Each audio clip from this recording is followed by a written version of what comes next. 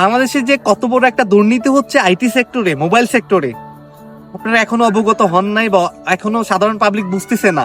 ভাই 1400 কোটি টাকা ঘুষ খেয়ে এনআইআর সিস্টেম চালু করা হয়েছে। তড়িঘড়ি করে কেন হচ্ছে এনআইআর সিস্টেম চালু করা হয়েছে সাধারণ মানুষ এখনো বুঝতে পারে নাই। এনআইআর সিস্টেমটা চালু করছে মূলত 8-9টা কোম্পানি থেকে আসলে ঘুষ খেয়ে হচ্ছে তড়িঘড়ি করে এনআইআর সিস্টেমটা চালু করছে সরকার, যে সিস্টেমটা চালু করছে। বাংলাদেশে আসলে প্রত্যেকটা সেক্টরে দুর্নীতি।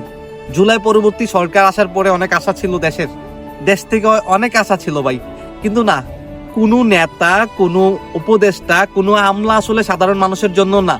যেখানে প্রত্যেকটা দেশে সাধারণ মানুষ যারা আছে বেকার, তাদেরকে কর্ম ব্যবস্থা করে দেয়, সেখানে হচ্ছে আমাদের দেশে তো সরকার সেটা পারে না, বরঞ্চ 25 লক্ষ ব্যবসায়ী, এটার সাথে 20 লক্ষ মানুষ জড়িত আছে।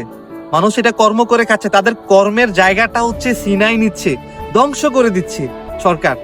যেখানে সরকারের উচিত ছিল সাধারণ মানুষকে চাকরি দেওয়া, সেইখানে এটা তো করতে পারে না, বরং করে খাচ্ছে। সেই সিস্টেমটা পর্যন্ত রাষ্ট্র বন্ধ করে দিচ্ছে। এমন একটা রাষ্ট্র ব্যবস্থা আসলে বাংলাদেশে চলতেছে। সাধারণত একটা সিন্ডিকেট চলতেছে, বিশাল বড় একটা সিন্ডিকেট এই মোবাইল সেক্টরটার উপরে। এখন হচ্ছে গেম মার্কেটটা থাকার কারণে তারা এই সিস্টেমটা করতে পারতেছে না। এখন আপনি চাইলেই হচ্ছে সহজে একটা ফ্ল্যাগশিপ ফোন কিনতে পারেন, তখন আসলে আপনার হাতে অপশন থাকবে না, তখন আপনি বেশি টাকা দিয়ে হচ্ছে সস্তা দামের হচ্ছে অফিসিয়াল ফোনগুলো কিনতে হবে, কোনো অপশন থাকবে না। আপনি ভাবতেছেন আপনার হাতে ফোন আছে, আপনার ফোন লাগবে না, বা নষ্ট হয়ে গেলে আপনার বাবা, আপনার ভাইয়া বিদেশ থেকে পাঠাবে, তখনও 43% ট্যাক্স অ্যাড করতে হবে ওনাদেরকে একটা ফোন আনতে গেলে। বা দেশ থেকে কিনবেন 43% ট্যাক্স দিতে হবে। সাধারণ মানুষ আমরা কিন্তু আসলে 43% ট্যাক্স দিয়ে একটা ফোন কিনা সম্ভব না। এতদিন যে সুন্দর সিস্টেমটা ছিল, এই সিস্টেমটারে নষ্ট করে দিচ্ছে।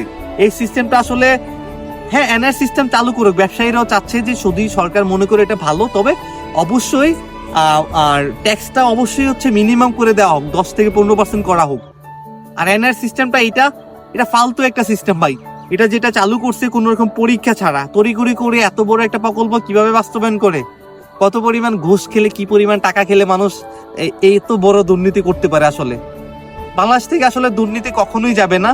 যারা সাধারণ মানুষ আছেন এখনো বুঝতেছেন না, আসলে আপনারা বুঝতে পারবেন তখন, যখন আসলে এই ইয়াটা আপনার উপরে পড়বে। এখন ভাবতেছেন যে ব্যবসায়ীরা বন্ধ আছে, আমাদের তো প্রবলেম নাই। ভাই, যাদের ফোন দরকার তারা কিনতে পারতেছে না, বা এখন একটা ফোন কিনতে গেলে অনেক ঝামেলা পোহাইতে হচ্ছে। আপনি আপনার ফোনটা এক্সচেঞ্জ করতে যাবেন, এক্সচেঞ্জ করতে গেলেও আপনার ঝামেলা, আপনি এক্সচেঞ্জ করতে পারবেন না, কারণ আপনার সিমটা ওই ফোনে রেজিস্ট্রেশন করা, ওই ফোনে অন্য সিম নিবে না। কি ফালতু একটা সিস্টেম করছে ভাই। এনআর সিস্টেম দ্রুত বাতিল চাই আমরা। সাধারণ মানুষ যারা আছেন সবাই সবার জায়গা থেকে আওয়াজ তুলেন যে এনআর সিস্টেম অবশ্যই বাতিল চাই আমরা। প্রবাসীরা 2 মাসের বেশি থাকলে সিম রেজিস্ট্রেশন করতে হবে। প্রবাসীরা চুরি করতে দেশে আসেন। আমি অনেকবার বলছি যে প্রবাসীদের কেন এই হ্যাসেলটা দিচ্ছেন আপনারা, রাষ্ট্র কেন প্রবাসীদের এত বড় একটা হ্যাসেল দিবে? যত ফালতু সিস্টেম আছে সব হচ্ছে আমাদের দেশে চালু করা হয়, আর যত দুর্নীতি আছে সব আমাদের দেশে আসলে সম্ভব আসলে।